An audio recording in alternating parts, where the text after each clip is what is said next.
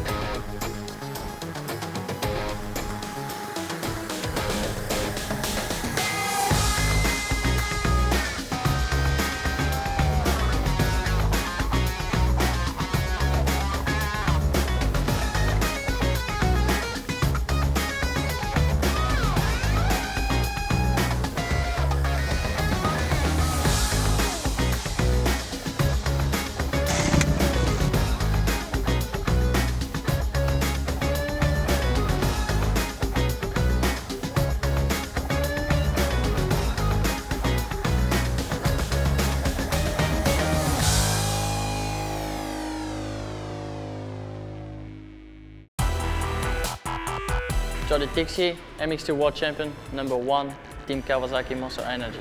Jeffrey Allings, Red Bull KTM Factory Racing, MX2, number 84. Here's our GoPro track preview then for Qatar. It's about 100 metres down to the start, into the first corner, through the long sweeping left-hander, slightly banked to the outside, and immediately we're into a bomb hole. Two singles on the exit into what is a very rutted right-handed turn 2.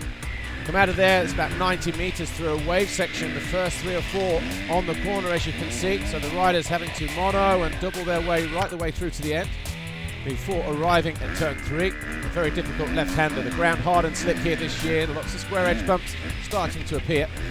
Then through the right-hander at turn 4, and we're into a series of jumps, a small single coming out of a corner, then the first of the Monster Energy jumps into the far end of the circuit into a 180-degree right-hand turn.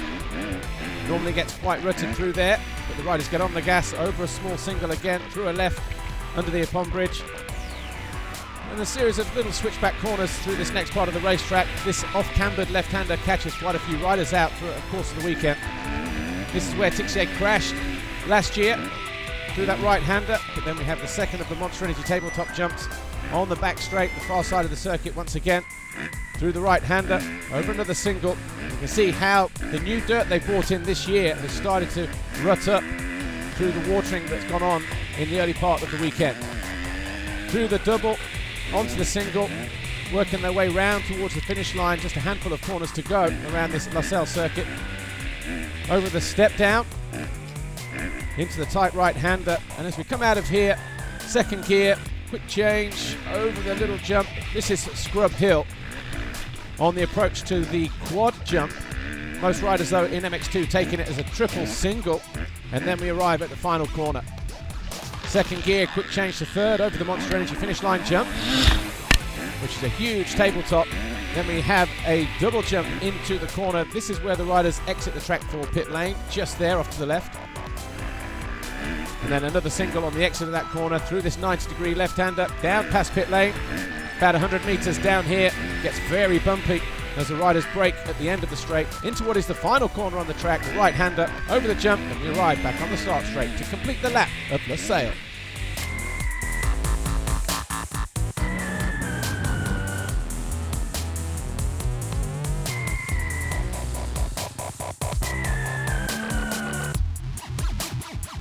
Hey Jeffrey, how's it going? Yeah, good. Yeah, it's actually good to see you walking after the condition we saw you in last year. You know, it's been a crazy hell of a ride. I mean, breaking a femur is a big thing, so it's the biggest bone of your body. So it took a while to get back from it, but we made it to Qatar and just try to go and do our best. So physically, as well as mentally and emotionally, what sort of effect does such a serious condition have on you in terms of injuries? I mean, mentally, it's a really tough thing. You know, you're on top of the world, and then you break your femur, and you know, your life changes. You know, you're not racing anymore for a long time. Like 6 months, I was off, so it was a tough time, especially mentally. And lately, I've been training a lot physically. So physically, I'm alright. Still got some work to do, maybe a lot of work to do, but it's our first real test this weekend. So realistically and honestly, how do you think you're going to cope with the races today? I don't know, it's tough to say. It's my first race in 7-8 months. Just did MXGP, but then I was not in good shape at all. Right. So I don't know, tough to say. At least I'm top 5 or top 8, I'll be happy already. Okay, well we wish you the best of luck. We'll leave you to go and get ready. Yes. Thanks for chatting to us. Thank you so much. You're welcome. For you guys at home, next week we're going to be chatting to current world champ Jordi Tixier, but now time for MX2 Race 1. Well, in the qualifying race, it was Jeffrey Hurlings on the Red Bull KTM that came home just by the narrowest of margins, 1.3 seconds over Thomas Covington, who led for 11 of the 13 laps in that qualifying race. But Paul Jonas also led for a couple of laps before a small mistake. Dylan Ferrandis lines up third, Tonkov fourth, and Max Anstey lined up fifth. When the gate dropped for MX2 Race 1, it was Paul Jonas who charged down the start straight into the first turn and grabbed that all-important foxhole shot.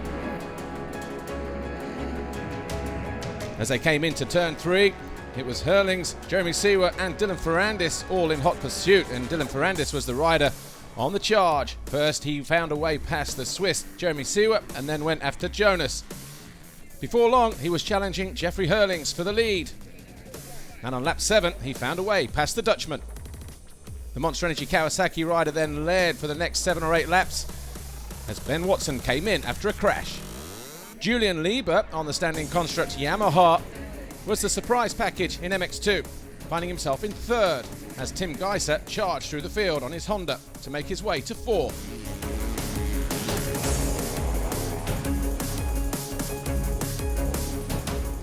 Jordi Tixier, though, was having a tougher time, could only get back to 6th after a poor start in race 1.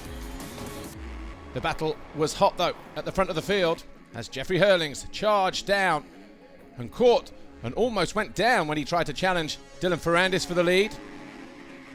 And with 4 laps to go, this race was still anybody's. But the pass came And Hurlings went through on the inside. Dylan Ferrandis had nothing left to give as Jeffrey Hurlings then made that pass stick right towards the end of the race. He pulled a gap. Ferrandis tried to respond. All the time, Julian Lieber was closing in on the pair of the two riders at the head of the field. Tixier made a mistake on more than one occasion, but he was able to keep it upright and maintain that 6th place ahead of Max Anstey. But despite his lack of fitness, Jeffrey Hurlings, number 84, was able to hold on and take the checkered flag in race 1 from Ferrandis.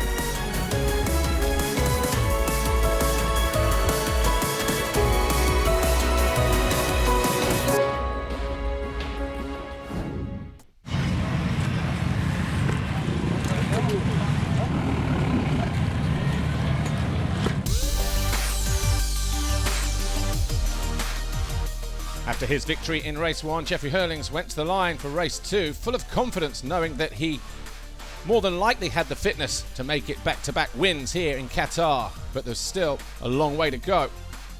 And the fitness was the big question mark.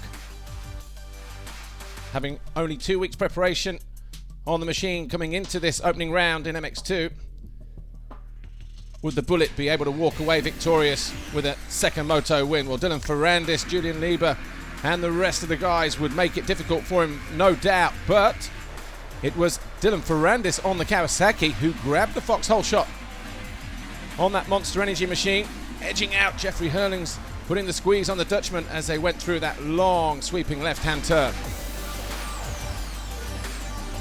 Hurlings, though, was well placed, so too was Tim Geiser. And once again, Pauls Jonas as Hurlings and Ferrandis duked it out going into turn 3. Hurlings just getting the advantage over the Kawasaki rider. And when in front, Hurlings set about trying to put some space between himself and Ferrandis. And he was helped by the fact that Ferrandis crashed out on lap 4. And that allowed 33 Julian Lieber into second position, as Pauls Jonas, number 41, and Alexander Tonkov, number 59, on the Husqvarna gave chase. Thomas Covington was well placed down in 6th position on the second of the Kawasaki's. Tonkov eventually found a way through up the inside of the Latvian Jonas, and he then went after Julian Lieber as Max Anstey did his best to fend off the challenge from Tixier, who fell once more, this time though from 6th place. Anstey's race came to a shuddering halt as he crashed out spectacularly and would not rejoin the race as Ferrandis went back on the charge. He found a way past Valentin Guillot and got himself up into 5th position, but it was another win for Jeffrey Hurlings and Red Bull KTM. I love my job. I'm never gonna give up my girlfriend, my team, and my parents always stood behind me when I had nobody. So it's the first time I'm really emotional about a win, and it just means so much to me because I've never been going through so many bad things, and it's been tough, but glad to be here. Jeffrey Hurlings wins then from Julian Lieber and Dylan Ferrandis, and that's it for MX2. Find out what happens in MXGP when we return after the break.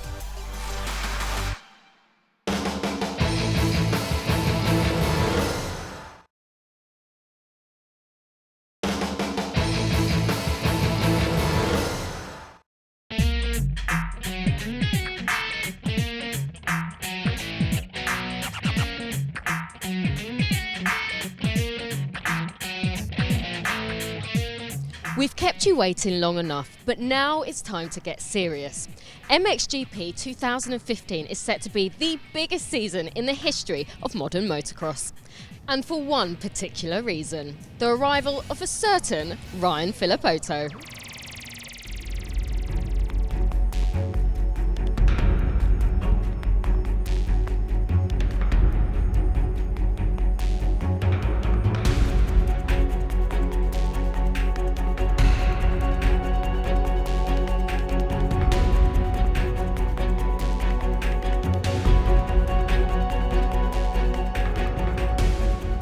My my first time being here. It actually reminds me a lot of Las Vegas. When we go to Las Vegas, you come in there and it's desert all around, and you come to a big giant city, lights and you know, skyscrapers. Actually, when I landed, we're driving to the hotel. I was like, man, this reminds me of back home, big roads and everything. In Europe, I'm all like in small roads and small cars, you know. So that's one of the things that's you know, for me, that keeps everything interesting. Is every time we get off the plane, we're kind of in somewhere new.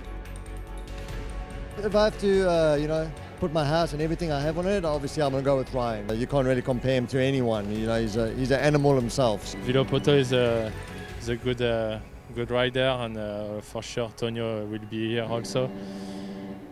But we are, I think, almost 10 riders to be in front, so we will see. I think like 8 guys can win the GP, so you know, we will see. Anyway, I think we will all do all our best. So you know, I don't think you have to win here this weekend to, you know, it doesn't matter so much for the championship. So we will see. But if I can win it, I will win it. You know. I'm gonna put my money on myself. Just want to be sure about myself in my head, and I have to be focused only on myself, and then see where it goes. It will be the greatest of ever. We are ready. Everybody's ready. The riders are all on the starting grid. And really we invite all of you to follow this great season.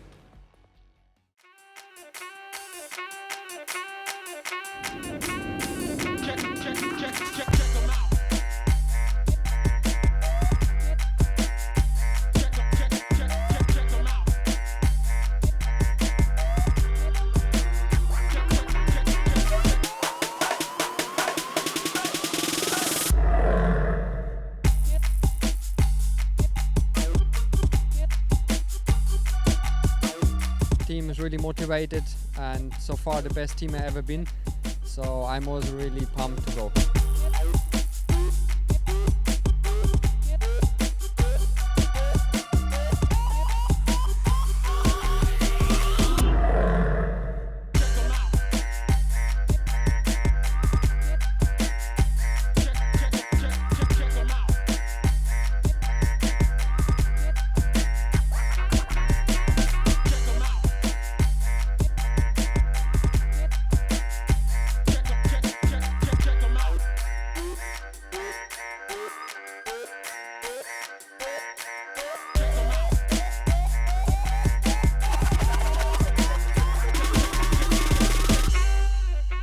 I'm well prepared. I was not sick, no injuries. So, you know, everything went to plan, and I'm feeling well.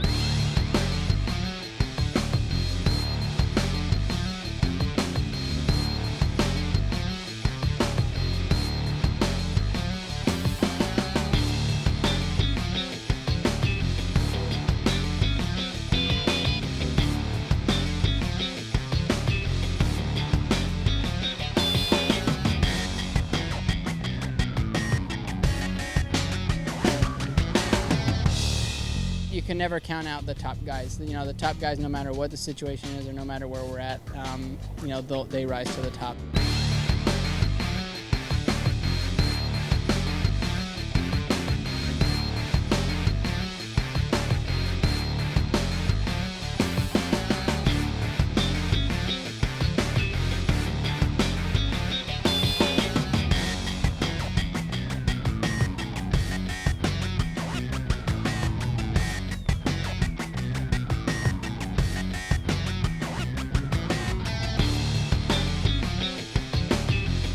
When all is said and done, this is the man they're trying to beat, defending champion Antonio Cairoli.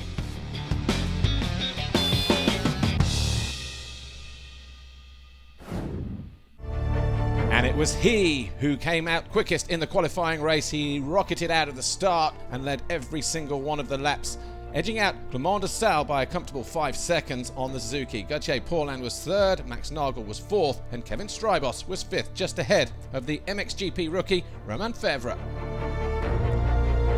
But this is race day, and an entirely different kind of pressure altogether in what is the most anticipated start to a Grand Prix season in years, and it was the number 2 who stalled as he crossed over the line, Ryan Villopoto on the Monster Energy Kawasaki, and he struggled to fire the machine back into life, giving everybody the whole length of the start straight more than a handy advantage. The bike fired back into life and he rejoined right at the back, and it was Max Nagel on the Red Bull Ice 1 Husqvarna who took the whole shot. Kenderdijker fell and Cairoli found himself in second position, but lap 3 he was passed by Losail. On board with Ryan Villapoto as he got taken out by the Spaniard Jose Butron. That ditched the American back down to 19th, so all the hard work had been undone and he had to rejoin. This time he went after Tommy Searle. That was a pass for 13th position, but Nagel looking supremely confident at the head of the field. Losail couldn't match the pace of the Husqvarna as Cairoli also lost ground in third.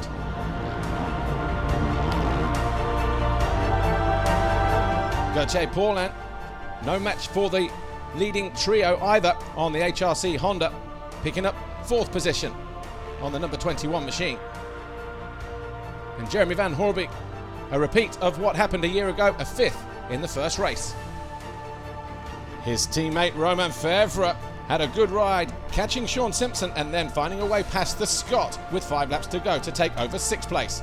As Ryan Villapoto, with his work cut out after stalling at the start of the race, found himself just outside the top 10. He found a way past Stephen Frossard and Kevin Strybos, and then went after David Philipparts, and he would find a way past the Italian with 2 laps to go to secure 9th before the checkered flag fell.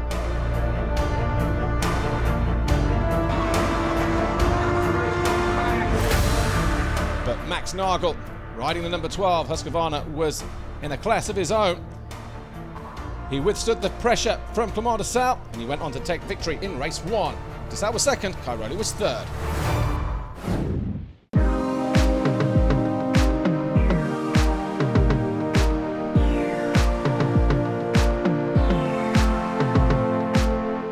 A relaxed looking Max Nagel put on his helmet prior to the start of race 2.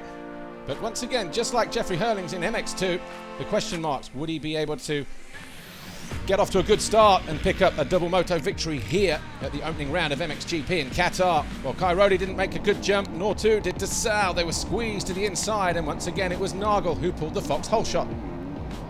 Cairoli held a nice tight line that set him up perfectly for an outside sweep through turn 2, and that pulled him back some positions. But it was Nagel once again who set the pace ahead of Gauthier Paulin, Clément Losail, Cairoli and Van Hoorbeek, with Strybos and Villapoto this time well positioned inside the top 10. Could this be the Americans' race?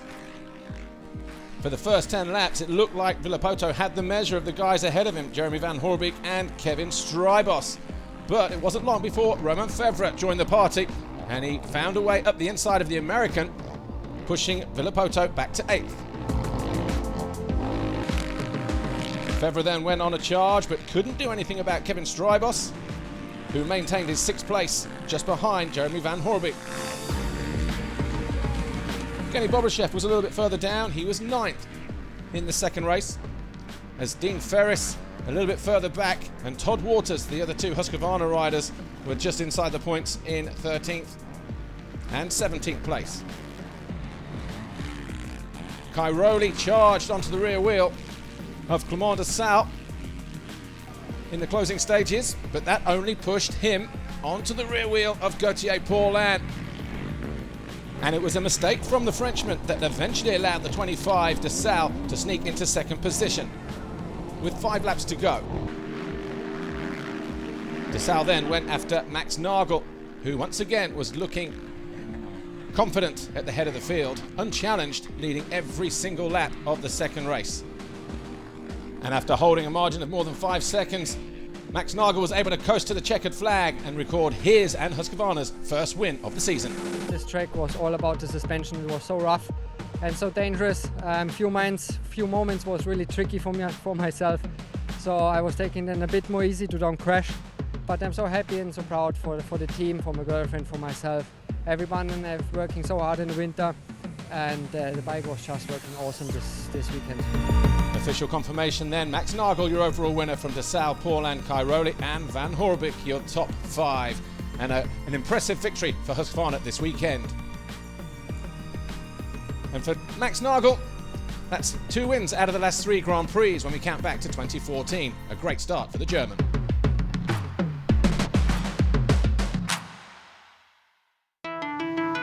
Last time Husqvarna won a championship was in 1990 with a Losail Chiodi on a 125. And now Max Nagel is holding the red plate in the MXGP class, but we've only just begun our journey. In MX2, Jeffrey Hurlings has had to restart his career after the horrific injury he had in 2014, and he's done so in style here in Qatar. But between now and the next race in Thailand in 1 week's time, the only thing people will be talking about is why didn't Tony Caroli reach the podium, and just what happened to Ryan Filippoto. Round 2 of the MXGP World Championship may hold the answer to those questions.